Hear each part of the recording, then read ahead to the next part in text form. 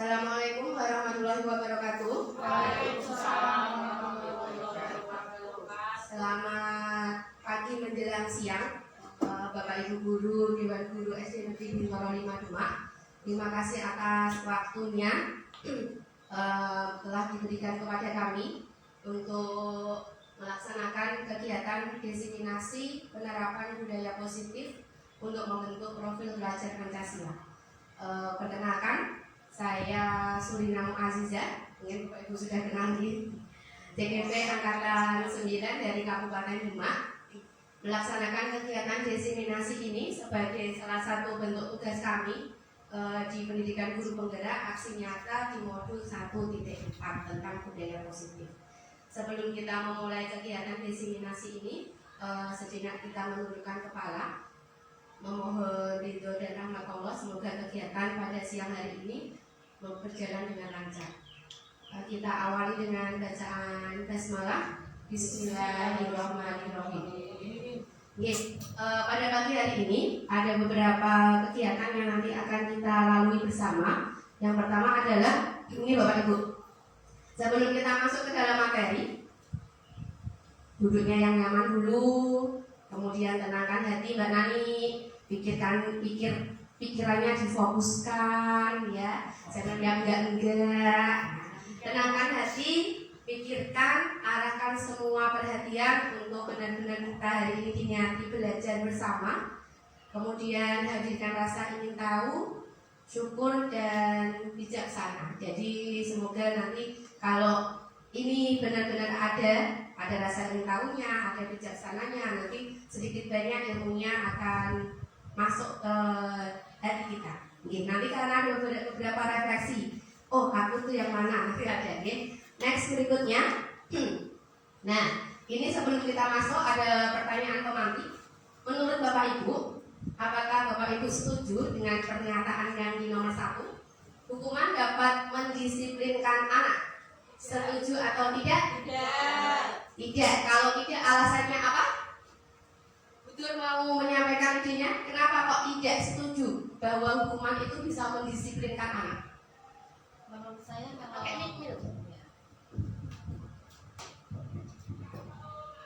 dengan hukuman anak itu lebih ke bukan disiplin ya, mungkin lebih ke takut karena akan mendapat hukuman. Jadi kalau menginginkan anak menjadi disiplin, kita harus memberikan misal hukuman bolehlah hukuman, tapi bukan hukuman fisik, bukan hukuman apa, tapi tentang hukuman yang bisa mendidik anak itu menjadi disiplin.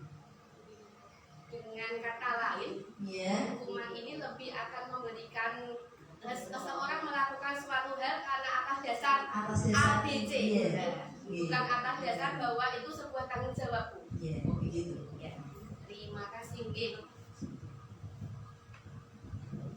Tadi dari Bu Duroto tadi tidak setuju bahwa hukuman ini dapat mendisiplinkan anak. Karena apa? Karena kalau kita memberikan hukuman tidak akan memberikan efek jera, tapi kadang-kala malah memberikan efek dendam, Bapak Ibu.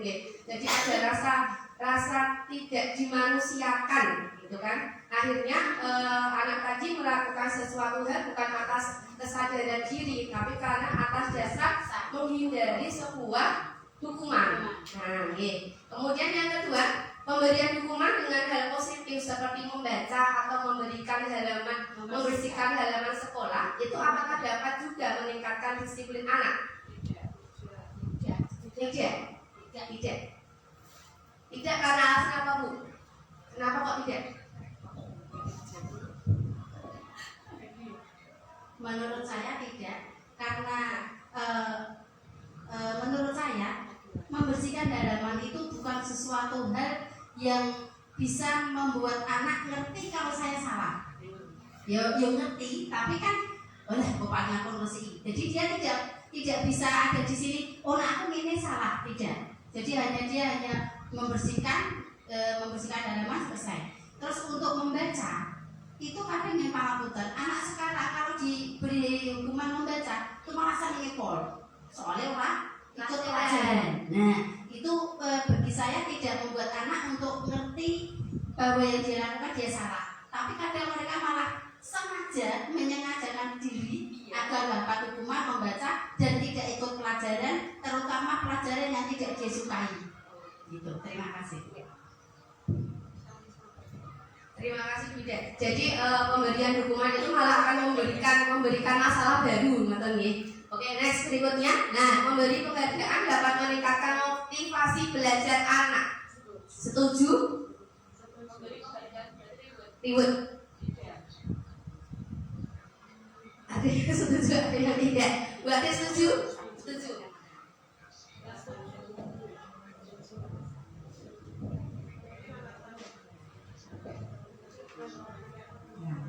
Menurut pendapat saya, beri penghargaan dapat meningkatkan motivasi belajar anak. Penghargaan tentu saja yang bisa menjadikan anak itu menjadi senang. Contohnya, kita cukup memberi penghargaan itu tidak harus berupa barang. Misalnya saja, bagus jempol. Dengan penghargaan kita memberi jempol saja, anak mungkin sudah senang. Di situ, aku dikasih jempol sama Bu Ati, berarti aku harus bisa meningkatkan lagi. Mungkin jempolnya bisa tambah lagi. Nah, itu. Menurut saya seperti itu. Penghargaan yang saya maksud di sini, penghargaan tidak hanya penghargaan yang berupa barang. Monggo kalau yang mau menambahi silakan.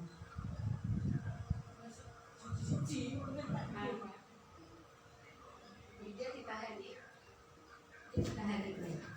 Angkai malah gitu. Oke. Jadi ada beberapa pendapat tadi yang terakhir bahwa penghargaan itu bisa meningkatkan motivasi belajar anak. Kita lanjutkan, nanti di sini akan ketahuan. Terjawab. Next.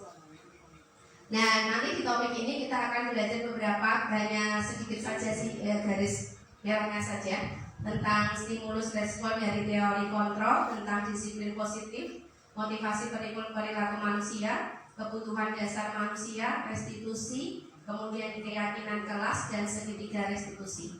Sedikit saja dicopot-copot nanti. Next Kak. Nah, ini perubahan paradigma. Ada sebuah apa ya?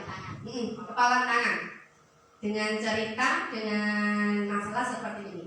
Ada A dan B, Anda dan teman Anda. Sobeklah secari kertas kecil, tuliskan benda atau sesuatu yang sangat berharga untuk Anda. Kemudian letakkan di salah satu tangan Anda dan genggam benda itu dengan segala daya upaya, dengan kekuatan Anda. Kemudian teman Anda akan mencoba untuk sekuat tenaganya membuka dengan berbagai cara, membuka kepalan Anda. Bisa dengan bujukan, bisa dengan ancaman, bisa dengan hajikan, merayu, menyuap, apa saja. Yang penting Anda bisa membuka kepalan tangan Anda. Kalau Anda berada di posisi itu Bapak Ibu, apa yang Anda akan lakukan? Posisi A atau B? Posisi A, Anda yang menggenggam tangan dengan menyimpan sesuatu yang berharga. Nah, pertahankan sekuat mungkin. Oh, dipertahankan sekuat mungkin. Kalau saya posisi saya berarti rule dengan perayuan. Oh, karena dia mudah diluluhkan Bu. Tak pertahankan. Apalagi sebuah beliau. Iya, bisa. Tergantung situasi. Wida, sekuat tenaga. Bujur? Sekuat tenaga. Oke, Butas? Sekuat tenaga. Nah, inilah Bu, yang bisa mengontrol diri kita itu adalah diri kita sendiri. Ya, itu tadi kan di dalam ini kan sesuatu yang berharga. Bagaimana caranya kita mempertahankan? Jangan terus hanya karena rayuan, gitu. Wow. Berarti kontrolnya diri tadi masih ditanyakan. Benar ya. Jadi yang bisa mengontrol diri kita itu adalah diri kita sendiri. Sama hanya dengan peserta didik. Jadi peserta didik itu yang bisa mengontrol dirinya sendiri juga dirinya sendiri. Kita sebagai guru itu hanya sebatas menuntun saja, tidak bisa memaksa mereka itu mengikuti apa yang kita mau, karena dia punya alasan-alasan di belakang. belakangnya. Jadi ketika melakukan suatu kesalahan sebenarnya itu ada beberapa alasan di belakangnya. Itu yang perlu kita pelajari. Jangan langsung harus kayak gini. Nah, kayak gitu ya. Bukan seperti itu. Oke, next Kak. Ibu nggak praktek. Lah pokoknya itu loh. Oke. Nah, ilusi guru perubahan paradigma teori kontrol. Ini ilusi guru itu mengontrol murid ya. Sekarang itu kita memang berada di sini mengontrol murid. Kemudian ilusi bahwa kritik dan membuat orang merasa bersalah itu kita anggap bisa menguatkan sebuah karakter. Yang ketiga, kita itu berilusi bahwa semua penguatan positif, efektif dan bermanfaat. Kemudian orang dewasa itu punya hak untuk memaksa. Mungkin apa betul? Saya sendiri sudah merasa itu semua ada di dalam diri saya. Memiliki Definisi ilusi itu ilusi itu anggapan seolah-olah kita itu punya, iya, kita itu punya anggapan bahwa kita orang dewasa itu punya hak untuk memaksa, punya hak untuk mengatur. Jadi kita itu seperti kontrolnya murid. Iya. Jadi kita itu sebagai pemegang remote-nya murid. Karena murid itu bagaimana geraknya itu kita yang kontrol. Tapi kembali tadi ke kepala tadi. Sebenarnya yang mengontrol diri kita sendiri, murid pun itu adalah mereka sendiri. pada akhirnya nanti mereka akan belajar mengontrol dirinya sendiri. Jadi kita itu tidak lantas harus ngomong banyak, menghukum, enggak. Tapi mereka itu bertindak karena atas dasar, tidak karena rayuan. Misalnya, contohnya Hajar tidak mengerjakan PR. Anak ada kan nanti hukumannya didenda 2.000 misalkan. Itu bukan menyelesaikan masalah. Tapi bagaimana cara kita biar anak itu tahu nak mengerjakan PR itu sebuah tanggung jawab.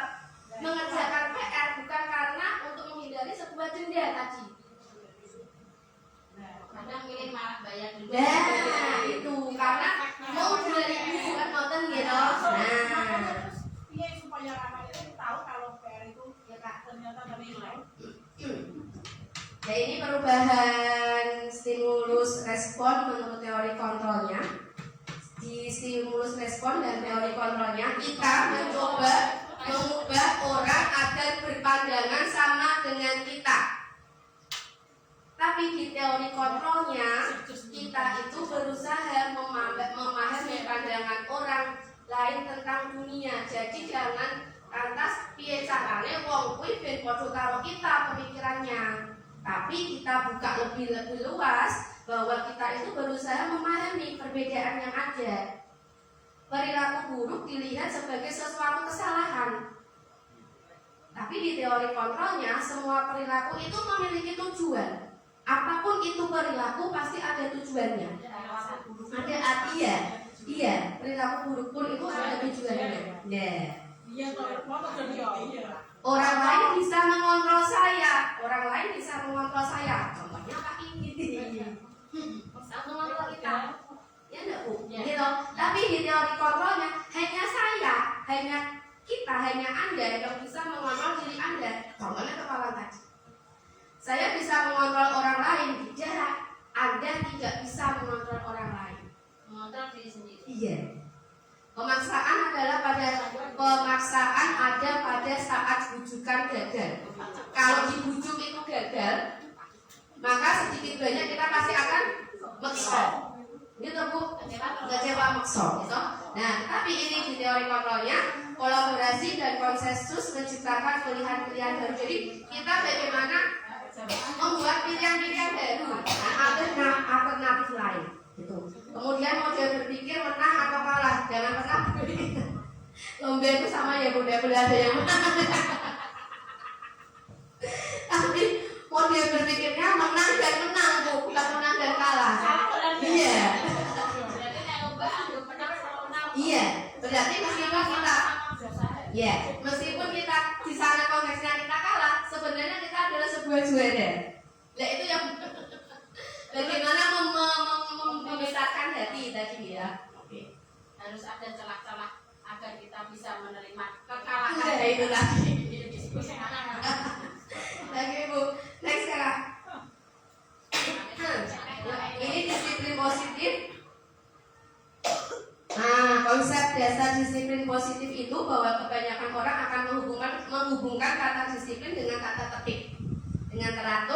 Dengan kepatuhan, sebenarnya kata disiplin itu sering juga dihubungkan dengan hukuman, padahal itu sungguh berbeda. Karena belajar tentang disiplin positif tidak harus dengan memberi hukuman. Justru itu adalah salah satu alternatif terakhir dan bahkan tidak digunakan sama sekali.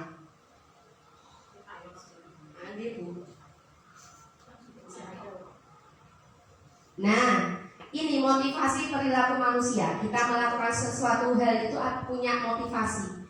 Yang pertama adalah untuk menghindari ketidaknyamanan atau hukuman. Kemudian yang kedua, untuk mendapatkan imbalan atau penghargaan dari orang lain. Kemudian yang ketiga, untuk menjadi orang yang mereka inginkan dan menghargai diri sendiri dengan nilai-nilai yang mereka percaya. Kemudian, kita ada di mana, Bu? Di posisi nomor berapa? Nomor 3. Untuk menjadi orang yang mereka inginkan dan menghargai diri sendiri dengan nilai-nilai yang mereka percaya. Oke. Nah, itu tujuan dari disiplin positif itu menanamkan motivasi yang ketiga ya Bapak Ibu. Jadi murid-murid kita itu menjadi orang yang mereka inginkan dan menghargai dirinya sendiri dengan nilai-nilai yang mereka percaya. Kemarin sudah sempat kita sampaikan bahwa mereka itu bukan gelas kosong, punya sesuatu yang sudah mereka bawa. Ini kebutuhan dasar manusia. Jadi kebutuhan dasar manusia itu ada kebutuhan untuk bertahan hidup, kebutuhan kasih sayang dan rasa diterima, kebebasan, kesenangan, dan penguasaan. Ini adalah kebutuhan dasar manusia.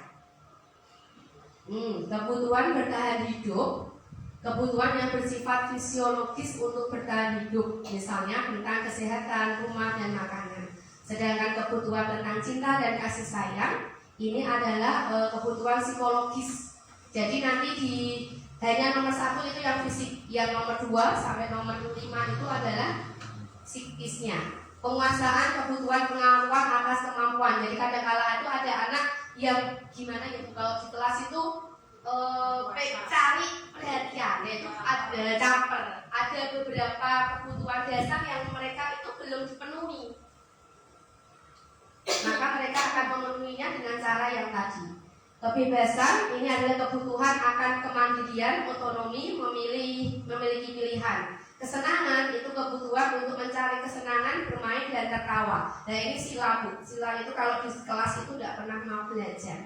Iya. Mungkin semuanya ada gitu. Nah itu kita bisa lihat. Sebenarnya dia itu ada beberapa kebutuhan yang belum terpenuhi. Kasus sila itu sampai di kelas itu tidak buka buku, tapi buka alat-alat tulis, dibuat mainan. Kemarin yang terakhir itu adalah masak-masakan. Pulpen, karena dia kesenangannya tadi belum terpenuhi.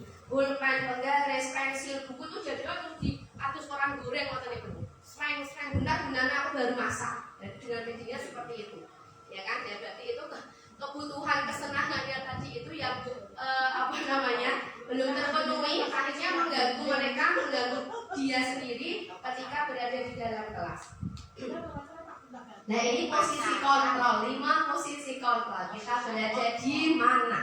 Di penghukum atau pembuat rasa bersalah, atau sebagai teman, atau sebagai pemantau, atau sebagai manajer. Ada ciri-ciri khasnya itu.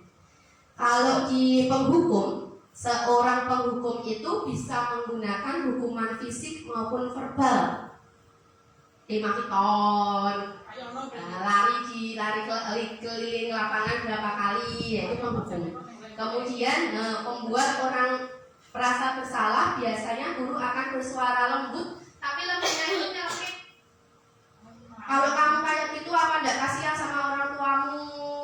Kamu enggak mikirnya yang kamu kayak gitu sampai gitu kok kamu. Nah itu akhirnya siswa itu akan merasa, aku kok sejelek ini ya. Nah kok kayak gitu ya. Kemudian posisi teman itu, guru pada posisi ini tidak akan menyakiti murid, namun akan tetap berupaya mengontrol murid melalui persuasi.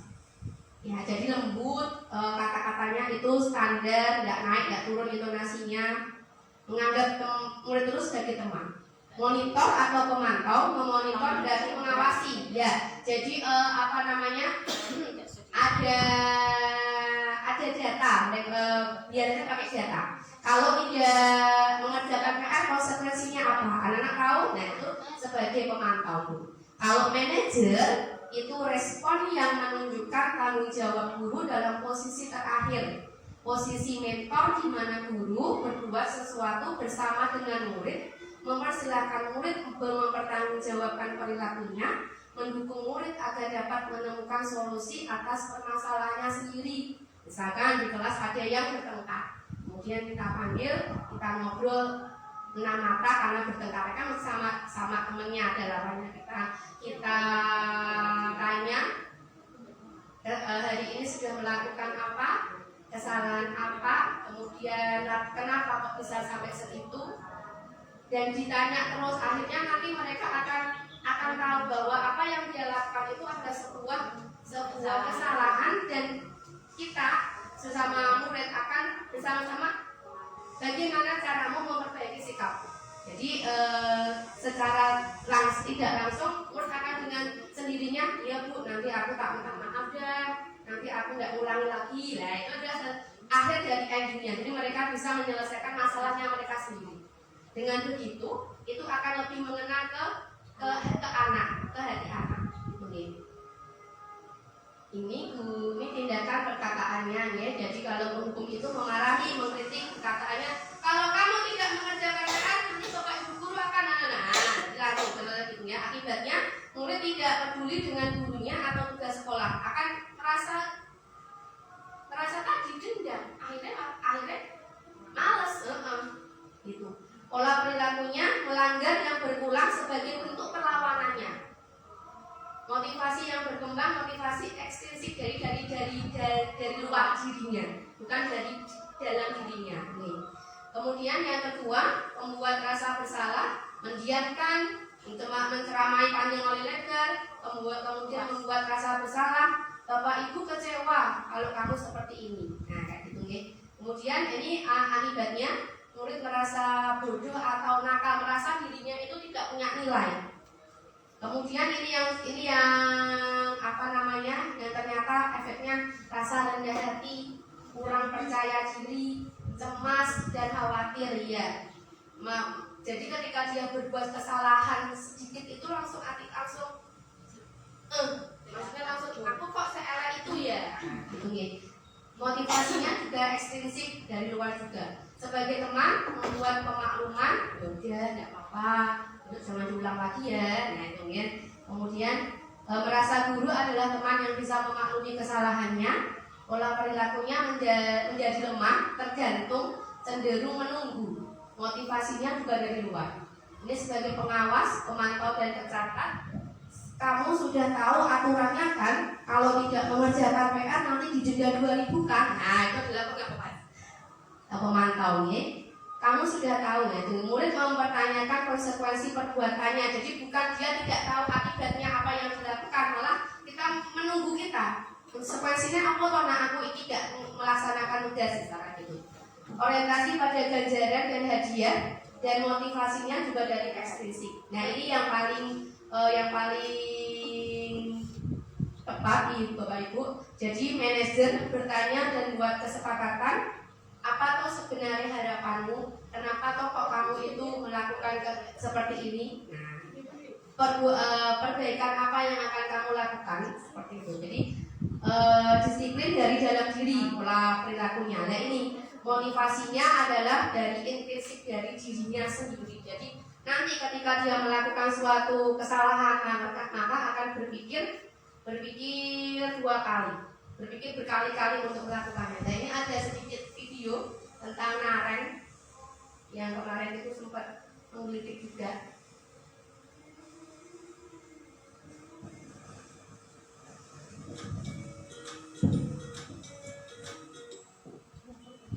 Salam bahagia Ibu dan Bapak Guru hebat. Dalam penerapan disiplin positif restitusi, salah satu program yang dikembangkan adalah 5 posisi kontrol. 5 posisi kontrol dalam restitusi adalah proses perjalanan seorang pendidik agar dapat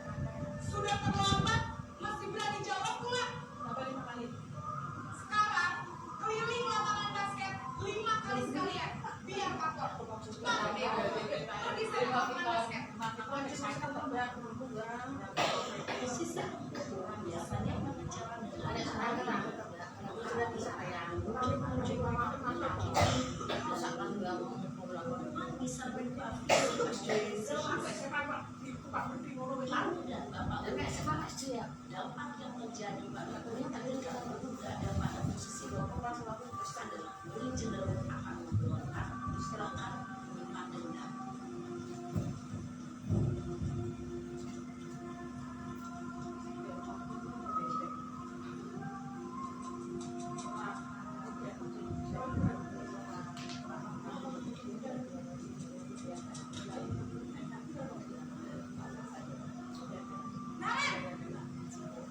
Ini posisi kedua. Buat rasa bersalah. Naren, kamu kenapa terlambat lagi, Nak? Ya Tuhan, Naren. Kamu senang ya bikin ibu susah ya? Kalau kamu terlambat lagi, nanti ibu yang ditegur bapak kepala sekolah, Nak.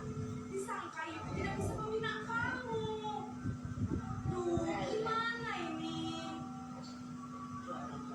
Maaf Bu, Bu Gusti Naren.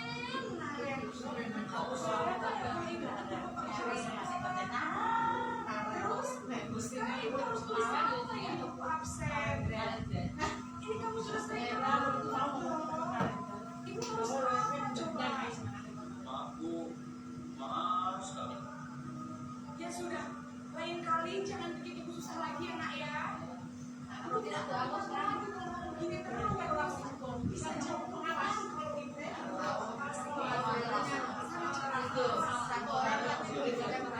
Maaf sekali. saya posisi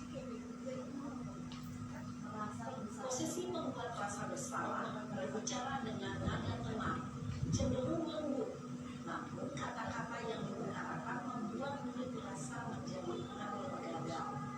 Memandang buruk dirinya sendiri, merasa tidak berharga, dan tidak sanggup membahagiakan orang lain.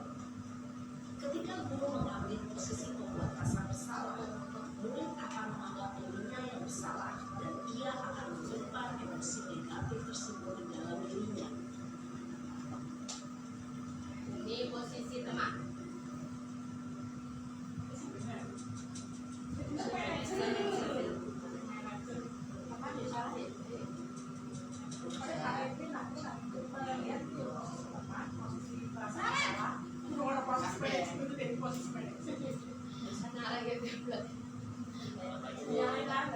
Wah, sudah jam berapa ini nak?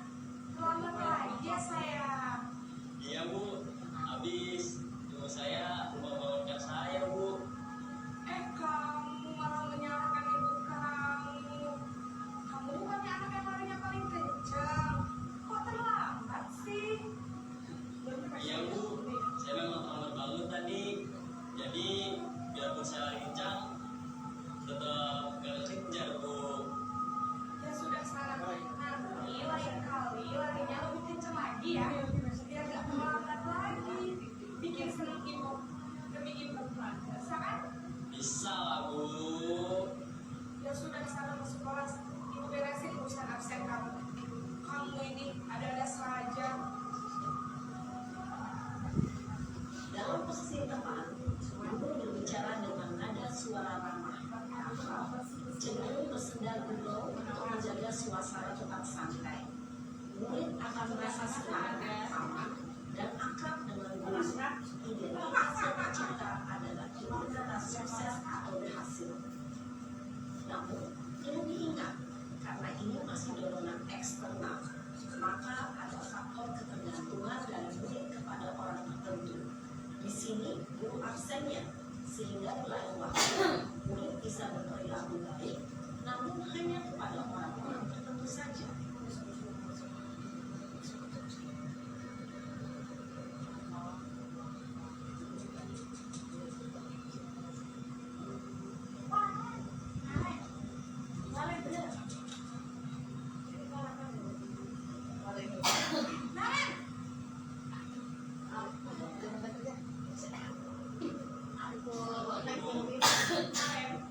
Apa peraturan sekolah kita tentang jam berapa kita harus masuk sekolah, nak? Kita harus di sekolah jam 7 Bu. Iya betul. Sekarang sudah jam 7.20. Kalian sudah tahu konsekuensinya jika terlambat hadir. Paham Bu, saya harus tinggal kelas pas jam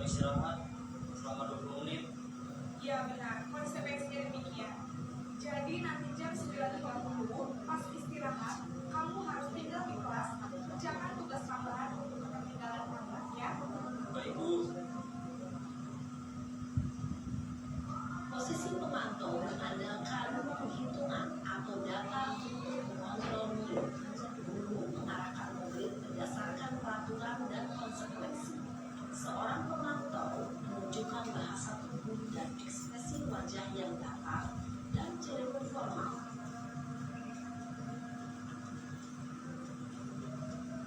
Nah, ini posisi manajer yang dihadapkan.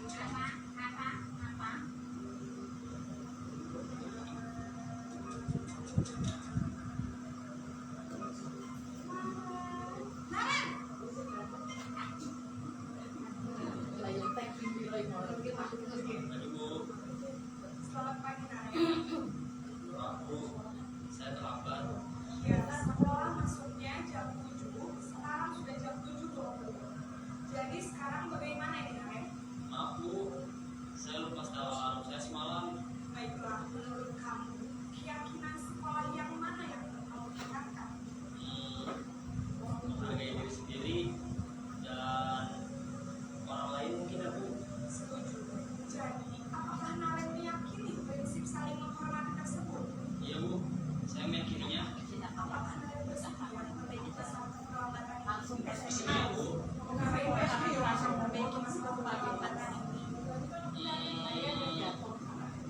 Saya akan coba untuk tidak lupa menyetel alarm saya Bu. Kalau Naren meminta alarm, ada orang yang kira-kira bisa bantu mengingatkan tidak? Ada Bu. Ada saya. Aiman. Selain Aiman, ada ibu saya. Baik, jadi yang mengingatkan Naren adalah Emma dan ibu kamu ya. Kira-kira akan mulai setel alarm kapan nih Naren? Setelah pulang sekolah akan segera saya lakukan. Baik, jadi Naren akan setel alarm untuk bangun besok pagi dan akan diingatkan oleh kakak dan ibu dan Naren ya. Ada lagi yang ingin kamu lakukan Naren agar tidak terlambat bangun lagi. Tidak ada Bu. Baik Naren, terima kasih untuk kerjasama kamu. Sekarang kamu kembali ke kelas untuk belajar. Baik Bu. Terima kasih. Posisi manajer adalah posisi kontrol yang disarankan untuk membimbing murid memiliki sikap disiplin yang positif, yaitu murid yang mandiri, bertanggung jawab, dan dapat memecahkan masalah. Tujuan dari posisi ini adalah agar murid dapat berefleksi atas tindakannya. Guru akan terus memberikan pertanyaan-pertanyaan bermakna, sehingga membuat murid dapat belajar dari kesalahannya dan mencari sebuah solusi untuk menyelesaikannya. Ibu dan Bapak guru hebat, setelah mengamati adegan kelima. Nah, itu tadi nih Bapak Ibu nih. Jadi ada 5 posisi kontrol dan yang dihadapkan itu adalah yang sebagai manajer. Jadi kita menggiring anak menyelesaikan masalahnya dengan beberapa solusi. Jadi seperti itu. Kemudian, ya, nah ini keyakinan kelas. Keyakinan kelas itu adalah apa namanya? Sesuatu yang dari anak sendiri dan untuk anak sendiri. Jadi apa yang diyakini oleh anak nanti akan anak sendiri itu yang akan melaksanakannya. Ini kemarin sedikit saja. Ini apa namanya? Dari kesepakatan kelas akan naik menjadi sebuah keyakinan.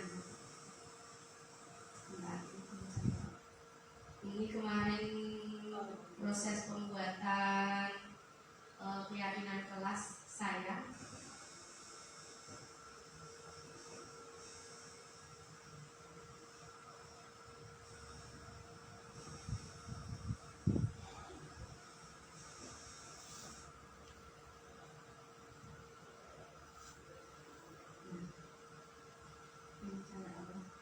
Jadi ada beberapa tahapan.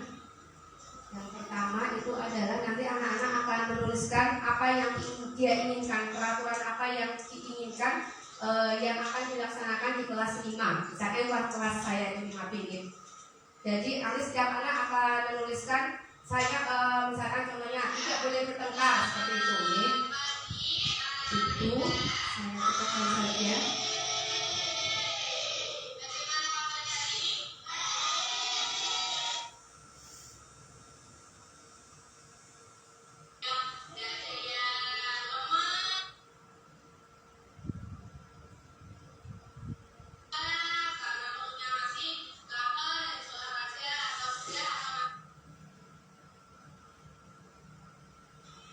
Ini langkah pertama, jadi nanti anak-anak menuliskan idenya atau gagasannya.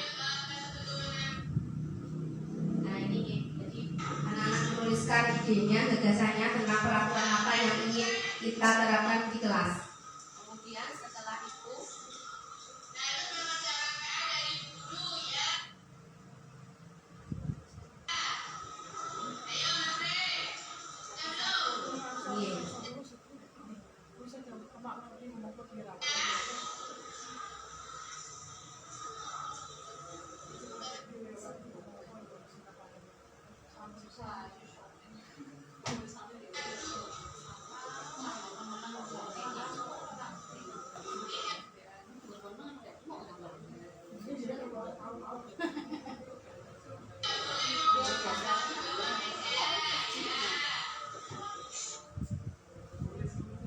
Nah ini dari peraturan tadi itu, kemudian kita ubah. Biasanya kan ada tidak boleh bertengkar, saya gitu ya. Kemudian kita ubah menjadi kalimat positifnya. Rukun dengan teman. Nah seperti itu. Jadi kalimat yang tadi masih ada kata-kata tidak atau dilarang atau tidak boleh itu kita ubah menjadi kalimat yang lebih positif. kata yang bersifat positif ini. Oke, siap. Cinta.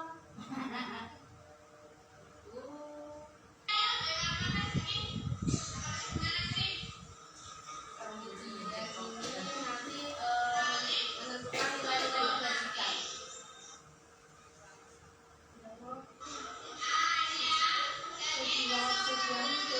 Nah ini sudah kesepakatan dan keyakinan kelasnya sudah terbentuk. Tidak banyak-banyak, hanya 4 kemarin itu hasilnya.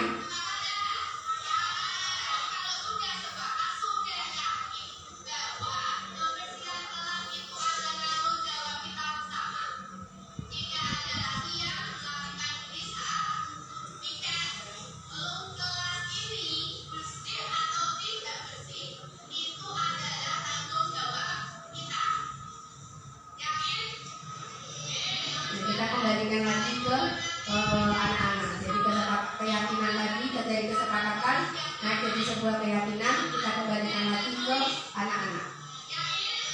Itu tadi proses penyusunan keyakinan kelas di kelas saya. Semoga bisa memberikan inspirasi dan tambahan ilmu bisa digunakan juga nanti setelah ini ditambah di kelas, jadi anak-anak setiap hari akan baca. Dan sekian dari saya kegiatan diseminasi yang dapat saya sampaikan di siang hari ini. Terima kasih atas perhatian dan kerjasamanya, atas atensinya. Mohon maaf apabila ada kesalahan tutur kata. Sekian. Terima kasih. Wassalamualaikum warahmatullahi wabarakatuh.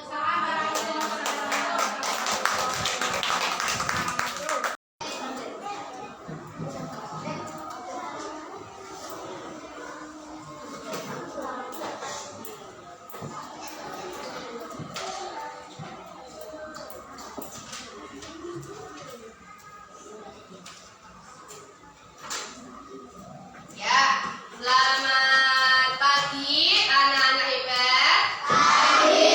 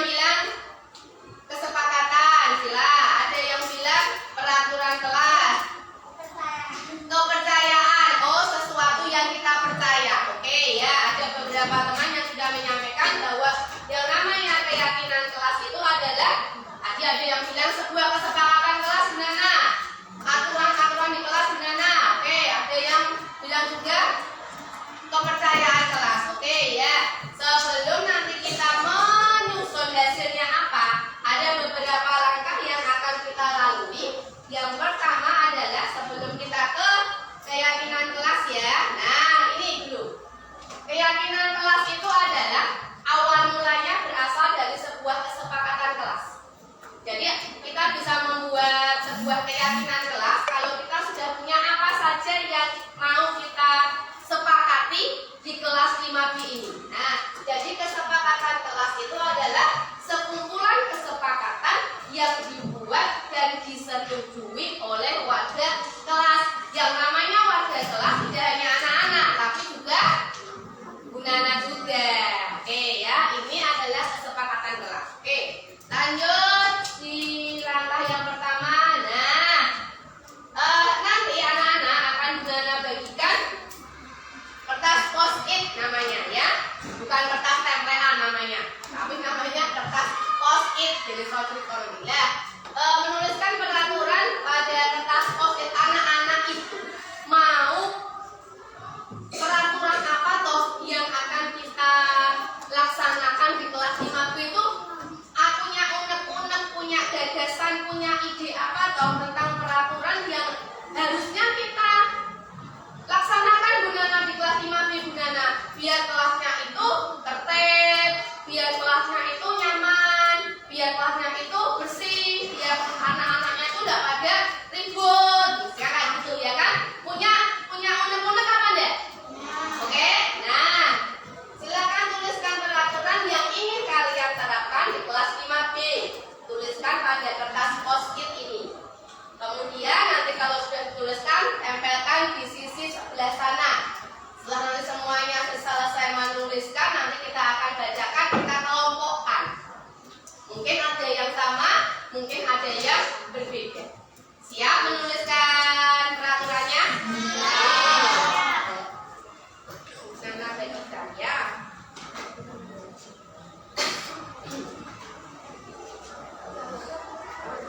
Jangan coba ke belakang. Jadi kalau lemnya bilang sampai belakang, itu kan penolakan dulu.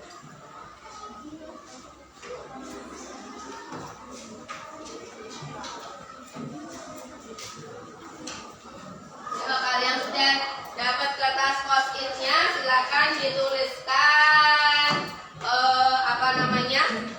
peraturan apa, anak-anak punya ide apa, punya gagasan apa tentang peraturan yang harusnya ada Bunana di kelas 5B itu harus punya ini, kudu kayak gini aturannya. Nah, tujuannya untuk apa? Agar kelasnya nyaman, agar kelasnya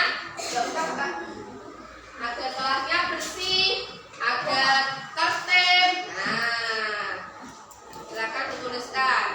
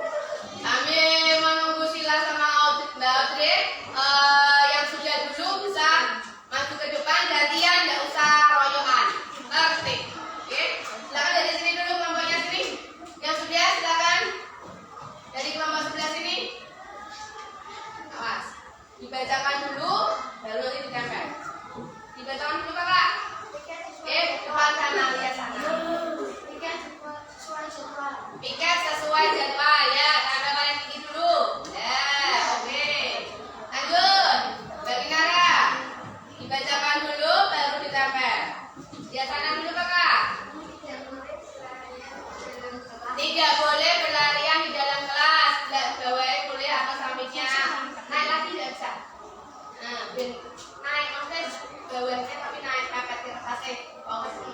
Ya. Misalnya itu kan. Yang masuknya. Oke, ya next berikutnya. Mas Nanda.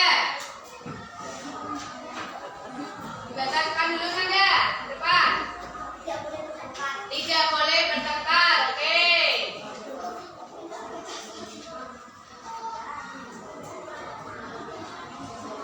Lanjut. Masukkan.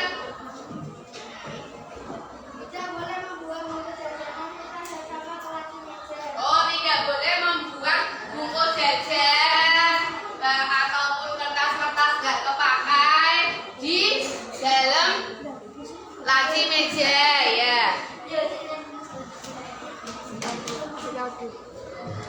Next berikutnya, Asaka.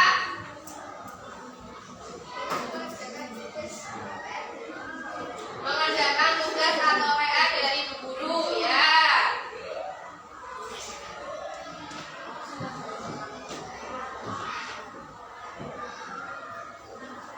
Ya berikutnya, Mas Dino, ada bibi belum? Sudah? Jam masuk belum? Ya. Ya Bino.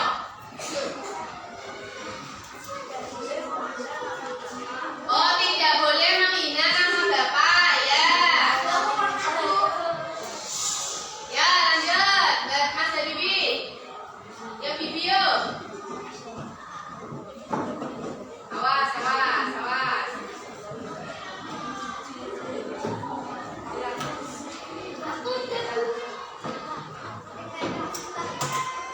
Mendengarkan guru waktu berbicara, oke ya.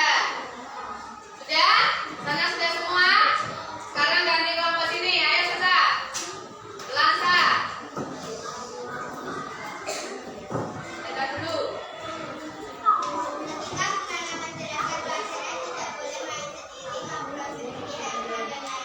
Oke, ketika Bu Nana menjelaskan tidak boleh ngobrol sendiri, berbicara sendiri dan harus mendengarkan. Oke ya. Next berikutnya. Harus speaker sesuai jadwal. Coba siapa namanya? Yo. Kita dulu ya. Tidak boleh membuang sampah di laci meja ya.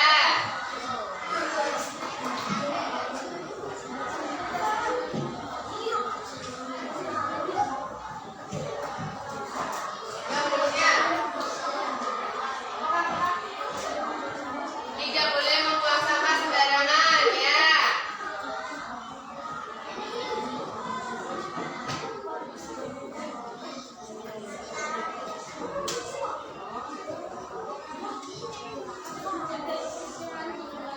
Menjaga kebersihan di kelas, oke ya.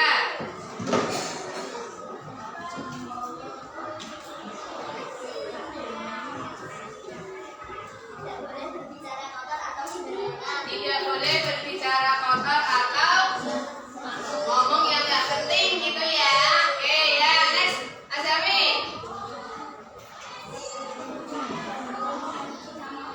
Tidak boleh mengejek nama orang tua ya. Berikutnya kelompok sini sudah semua, makasih dia. Ayo Nadia.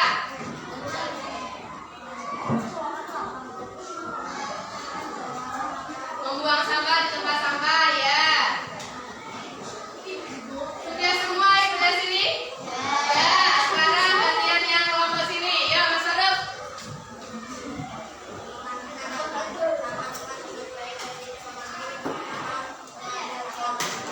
Memanggil nama teman dengan nama yang baiknya atau sesuai namanya dan tidak boleh memanggil nama orang tuanya. Oke, next berikutnya. Yang keras apa? Selalu mengerjakan PR. Sip dan apa? Mana? Angka. Sampai.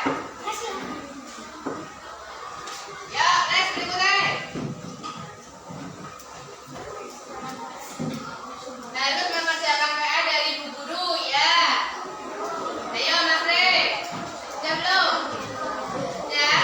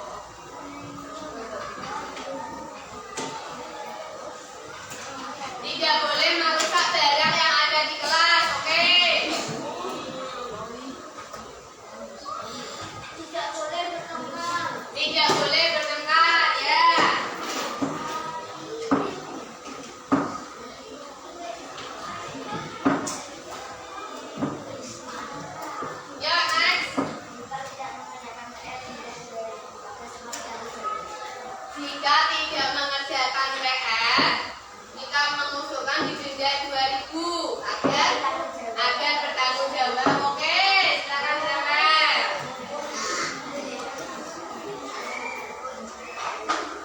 Next, ikuti.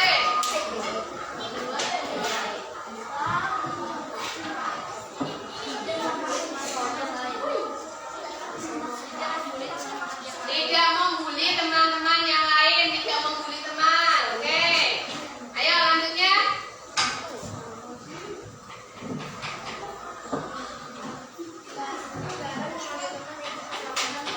Dilarang memanggil teman dengan nama yang bukan namanya. Nah, kayak Sila memanggil Sisil, boleh ya. Panggillah Sila. Yuk. Nah, memperhatikan guru yang sedang mengajar. Oke. Next.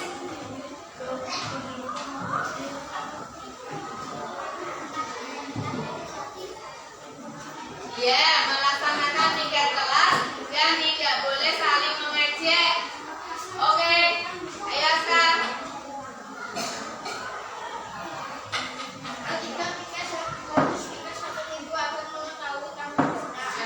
Yang tidak piket kabur, ya kan? Harus piket 1 minggu. Dia tahu tanggung jawabnya. Musila sore piket terus aja kan? Udah tahu piket. Yuk next. Kita pilih. Tengah sini kak. Melaksanakan piket sesuai jadwal. Oke ya. Terakhir Sisela.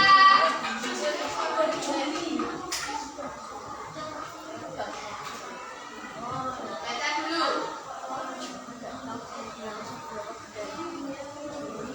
Tidak boleh memanggil nama orang tua. Oke.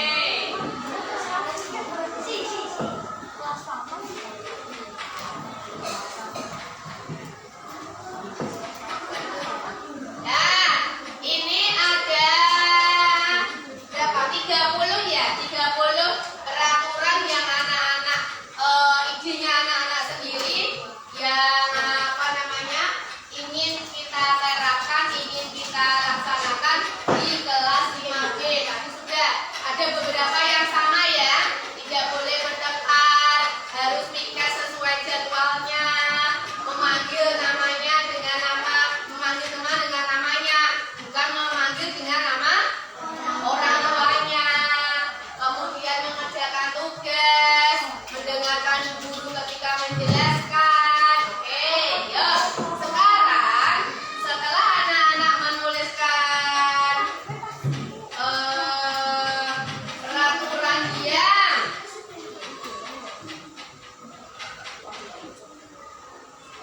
peraturan yang ingin kamu terapkan di kelas 5, sekarang kita akan mengubah peraturan-peraturan itu menjadi kalimat yang lebih positif. Contohnya adalah ya.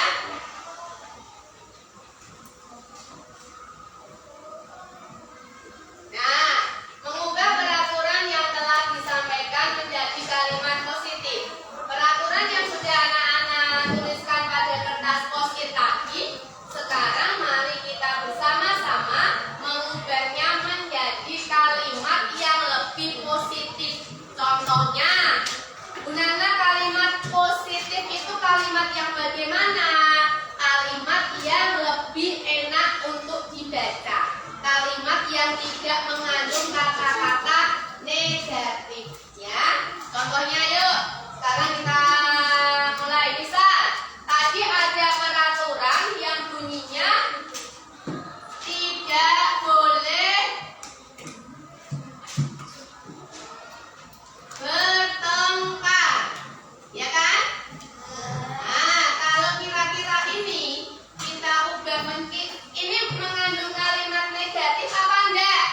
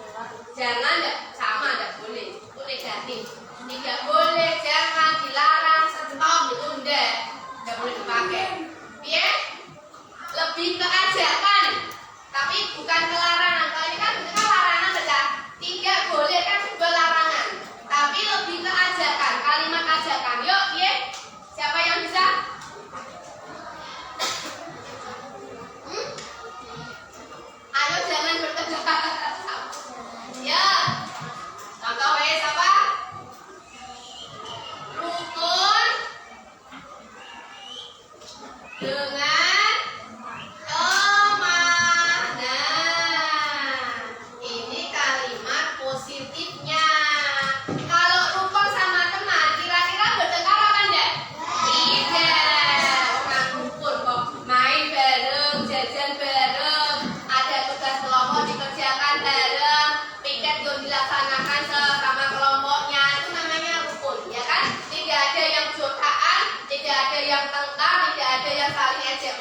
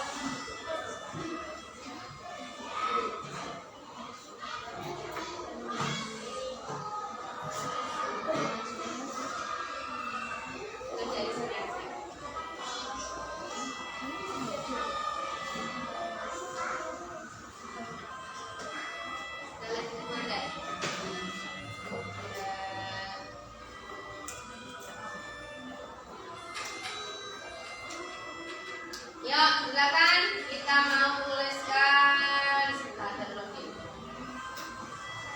Tugasnya Bu Nana itu apa? Mengajar. Oke, mengajar. Kita masukkan di sini ya. Selain mengajar apa yuk? Menilai ya, memberikan nilai kamu ya.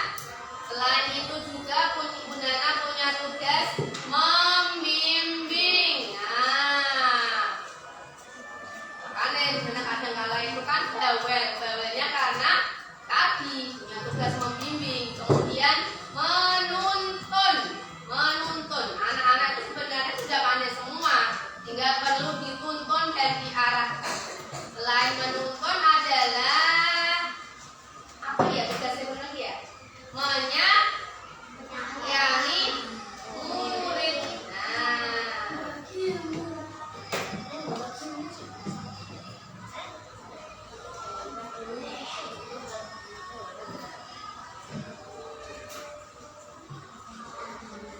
Nah, ini adalah tugasnya Bu Nana. Mengajar, menilai, membimbing, menuntun, dan menyayangi. Sekarang tugasnya anak-anak.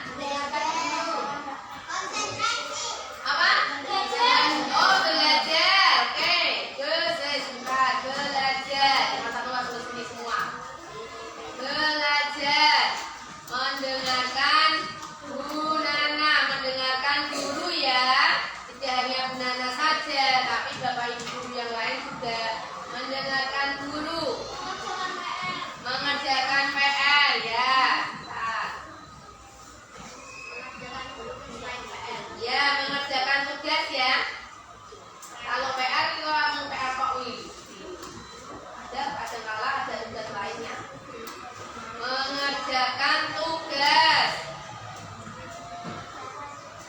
Lagi yang lainnya? Mau? Menghormati guru. Oke. Tugas juga apa nah? Masa gitu?